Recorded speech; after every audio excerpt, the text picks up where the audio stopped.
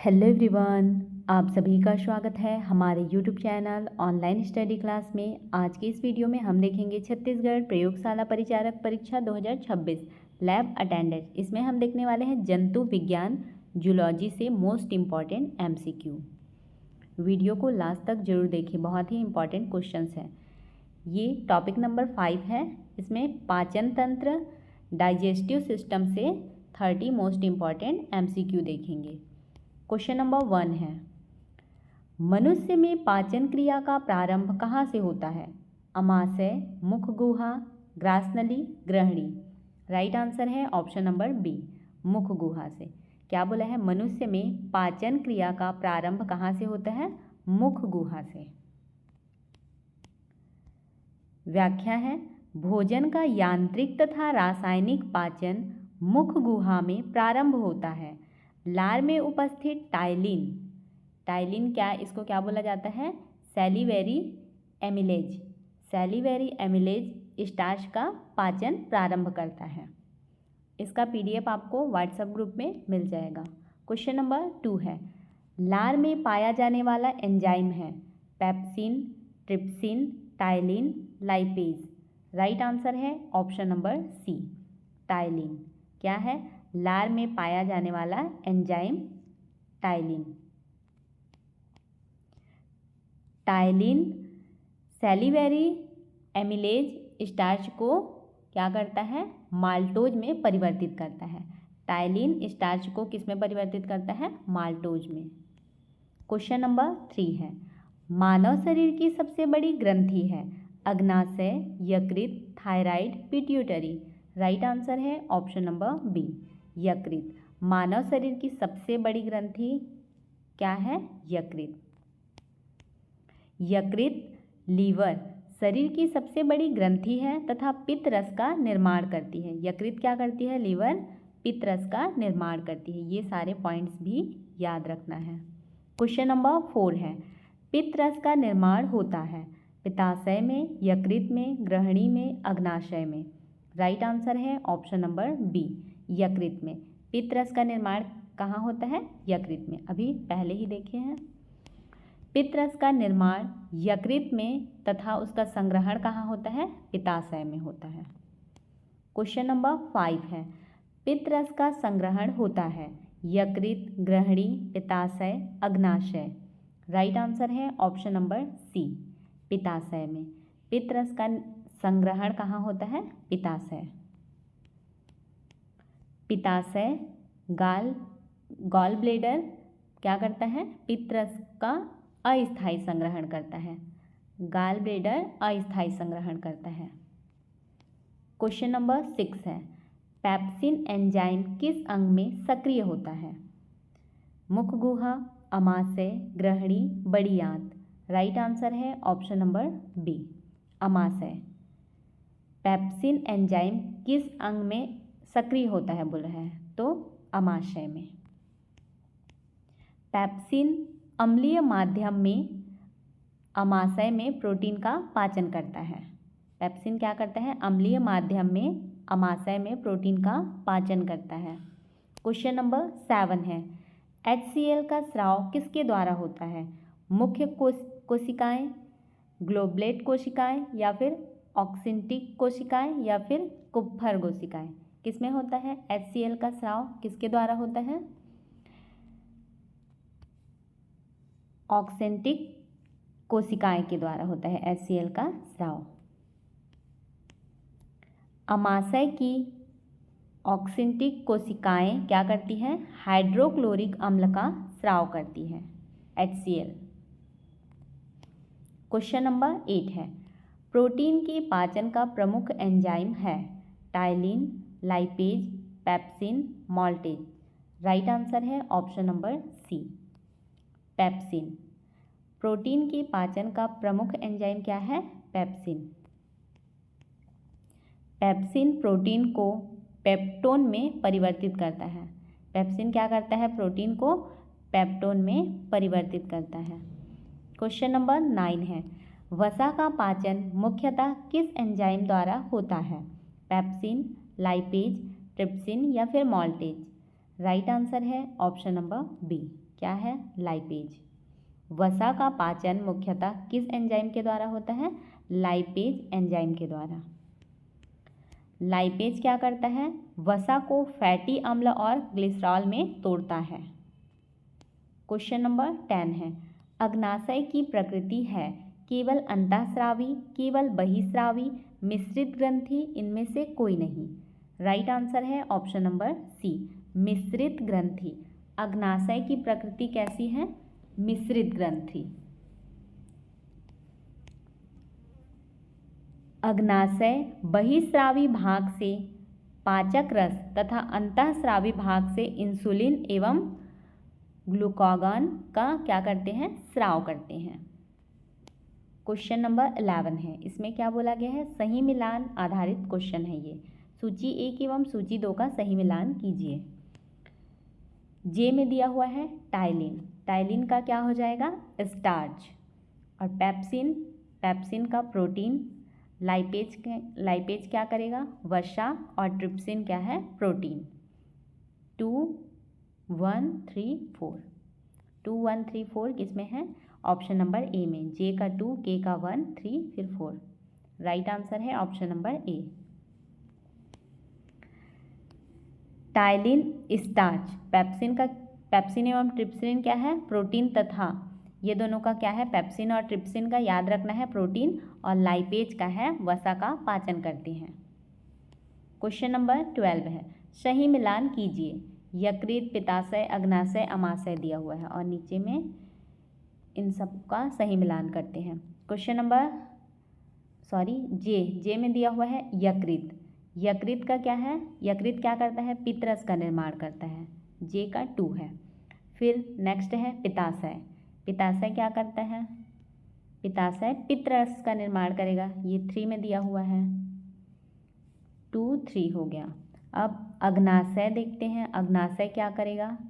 Trypsin का स्राव करता है। और अमाशय क्या करता है?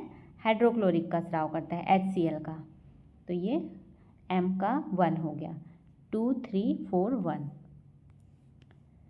2 2 2 3 4 1। तो ऑप्शन नंबर ए क्या है? राइट आंसर है। अग्नाशय ट्रिप्सिन एंजाइम प्रदान करता है तथा अमाशय क्या करता है? HCl का स्राव करता है। क्वेश्चन नंबर 13 है, सही मिलान कीजिए बोल रहे हैं। यहाँ पे भी सही मिलान करेंगे। पहले नंबर पे दिया है ग्रहणी। ग्रहणी क्या करता है? ये 1 2 3 में दिया हुआ है। छोटी आंत का प्रथम भाग है। ग्रहणी क्या है? छोटी आंत का प्रथम भाग। तो ये जे का क्या हो गया? 3 हो गया। नेक्स्ट है जेजुनम। जेजुनम का क्या हो जाएगा? छोटी आंत का मध्य भाग है ये। और इलियम क्या है? इलियम है छोटी आंत का अंतिम भाग। और सिकम है, सिकम बड़ी आंत का प्रारंभिक भाग है।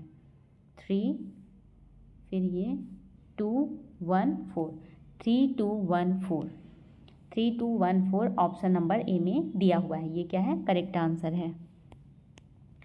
ग्रहणी, जेजुयम, फिर इलियम, ये क्या है? छोटी आंत के क्रमिक भाग हैं। नेक्स्ट क्वेश्चन है कथन कारण वाले। क्वेश्चन नंबर 14 है, कथन ए है पित्तरस में एंजाइम नहीं होते हैं बोल रहे हैं। सही है, पित्तरस में क्या होते हैं? एंजाइम नहीं होते हैं। कारण पित्तरस वसा का इमल्सीकरण करता है। पित्तरस क्या करता है? वसा का इमल्सीकरण। सही है, इसलिए इसमें क्या होते हैं? एंजाइम नहीं होते हैं। राइट आंसर है ऑप्शन नंबर ए। दोनों सत्य है तथा आर सही व्याख्या है।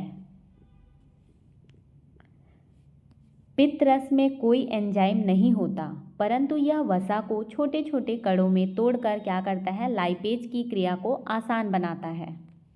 क्वेश्चन नंबर 15 है, इसमें बोला गया है कथन में पेप्सिन अम्लीय माध्यम में सक्रिय होता है बोल रहे हैं। सही है, पेप्सिन क्या होता है? अम्लीय माध्यम में एक्टिव होता है, सक्रिय होता है। कारण इसका HCl पेप्सिनोजन को पेप्सिन में बदलता है। HCl पेप्सिनोजन को क्या करता है? पेप्सिन में बदलता है। सही है, राइट आंसर है ऑप्शन नंबर ए। दोनों सत्य है तथा कारण सही व्याख्या है। HCl की उपस्थिति में पेप्सिनोजन सक्रिय होकर पेप्सिन बनता है। क्वेश्चन नंबर 16 है, कथन है छोटी आंत पाचन और अवशोषण का मुख्य स्थान है। छोटी आंत पाचन और अवशोषण का मुख्य स्थान है, सही है। कारण इसमें बिल्ली उपस्थित होती है बोल रहे हैं, सही है। राइट आंसर है ऑप्शन नंबर ए, दोनों सत्य है तथा कारण सही व्याख्या है। बिल्ली पोषक पदार्थों के अवशोषण के लिए क्या करती है, सतह क्षेत्र को बढ़ाती है। क्वेश्चन नंबर 17 है, भोजन के मार्ग का सही क्रम बोल रहे हैं। भोजन के मार्ग का सही क्रम क्या है, सबसे पहले आएगा मुख गुहा, फिर ग्रासनली, उसके बाद ग्रासनली के बाद अमाशय और फिर लास्ट में छोटी आंत। ये सही क्रम है, JKLM, इस क्रम में भोजन के मार्ग का सही क्रम है ये। इसका राइट आंसर क्या हो जाएगा, JKLM। किसमें दिया है, ऑप्शन नंबर ए में, ये करेक्ट आंसर है। नेक्स्ट व्याख्या दिया हुआ है, भोजन मुख गुहा से ग्रासनली, फिर अमाशय और उसके बाद क्या, छोटी आंत में पहुंचता है। सबसे पहले मुख गुहा, फिर ग्रासनली, फिर अमाशय और लास्ट में छोटी आंत में पहुंचता है। क्वेश्चन नंबर 18 है, अब यहाँ पे बोला है छोटी आंत के भागों का सही क्रम। अब यहाँ पे छोटी आंत के भागों को दिया गया है, उसका सही क्रम जमाना है हमको। तो पहला है ग्रहणी, सबसे पहले ग्रहणी आ जाएगा, उसके बाद जेजुनम, उसके बाद इलियम और फिर लास्ट में सीकम। ये भी सही क्रम में ही दिया हुआ है, तो इसका भी JKLM हो जाएगा। किसमें है, ऑप्शन नंबर ए में दिया हुआ है, JKLM। ये छोटी आंत के भागों का सही क्रम है। ग्रहणी है, फिर जेजुनम, फिर इलियम, उसके बाद छोटी आंत के क्रमिक भाग हैं, लास्ट में सीकम होता है, यहाँ पे दिया हुआ है सीकम, हाँ ये। नेक्स्ट क्वेश्चन है, क्वेश्चन नंबर 19 है, मानव आहार नाल की लंबाई लगभग होती है, कितनी होती है, 3 मीटर, 5 मीटर, 9 मीटर या फिर 12 मीटर।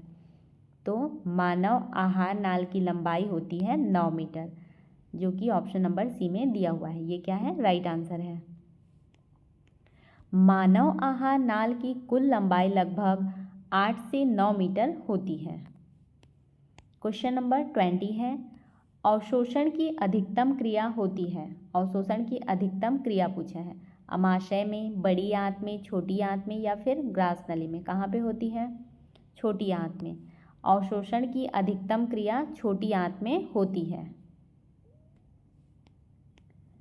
छोटी आंत की विली एवं सूक्ष्म विली पोषक पदार्थों के अवशोषण का मुख्य स्थान है। छोटी आंत में क्या होती है, विली एवं सूक्ष्म विली, ये दोनों क्या करते हैं, पोषक पदार्थों के अवशोषण को बढ़ाते हैं, ये उनका क्या है, मुख्य स्थान है। क्वेश्चन नंबर 21 है, ग्लाइकोजन का निर्माण मुख्यतः होता है यकृत में, पीलिया में, अमाशय में या फिर अग्नाशय में। कहाँ पे होता है ग्लाइकोजन का निर्माण, यकृत में होता है, लीवर में। लीवर में ग्लाइकोजन का निर्माण होता है मुख्य रूप से। अतिरिक्त ग्लूकोज यकृत में ग्लाइकोजन के रूप में क्या होती है, संग्रहित होती है।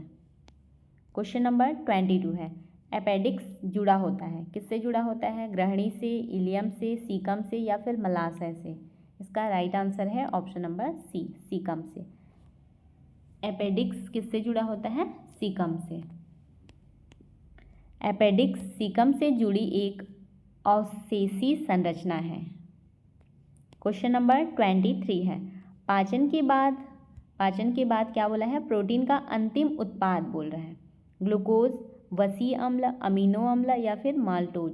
राइट आंसर है ऑप्शन नंबर सी, अमीनो अम्ल।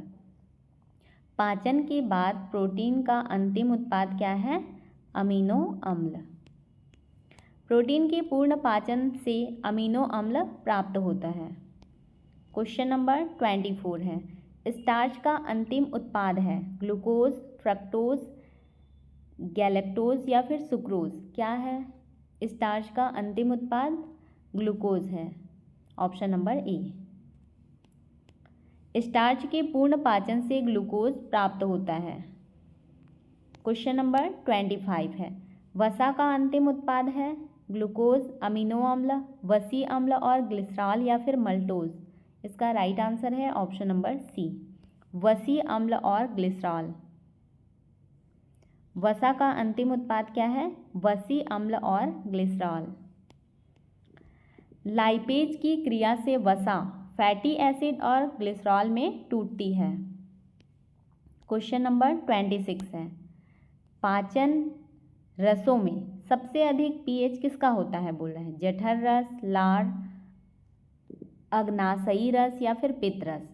तो इसका राइट आंसर हो जाएगा ऑप्शन नंबर डी हो जाएगा, पित्त रस। पाचन रसों में सबसे अधिक पीएच किसका होता है बोल रहे हैं? तो पित्त रस का पीएच सबसे अधिक होता है।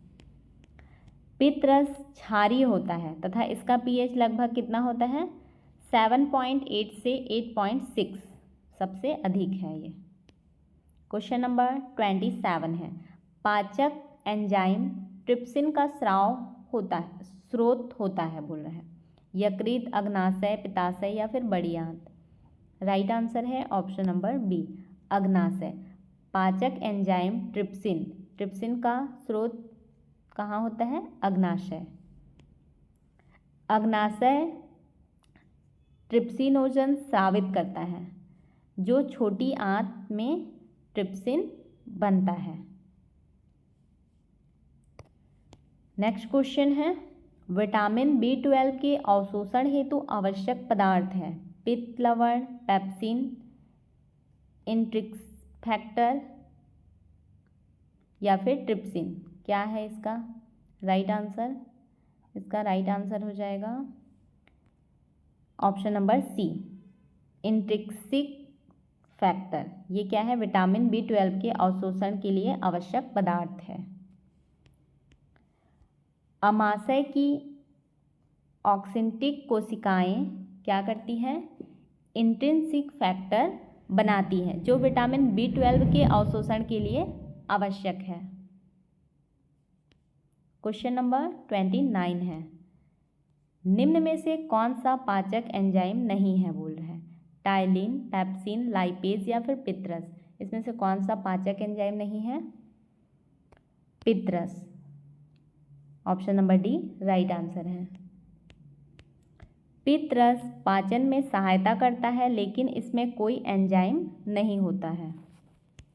क्वेश्चन नंबर 30 है, मानव में सबसे लंबा भाग किस अंग का होता है? बड़ी आंत, अमाशय, छोटी आंत, ग्रासनली। राइट आंसर है ऑप्शन नंबर सी, छोटी आंत। मानव में सबसे लंबा भाग किस अंग का होता है बोल रहे हैं? तो छोटी आंत। छोटी आंत लगभग 6 से 7 मीटर लंबी होती है और पाचन तथा अवशोषण का मुख्य स्थान है। पीडीएफ के लिए व्हाट्सएप ग्रुप ज्वाइन करें। आपको हमारी यह वीडियो कैसी लगी कमेंट करके ज़रूर बताएं। यदि आपको हमारी वीडियो अच्छी लगी हो तो वीडियो को लाइक करें, अपने दोस्तों के साथ शेयर करें और चैनल को सब्सक्राइब करना बिल्कुल भी ना भूलें।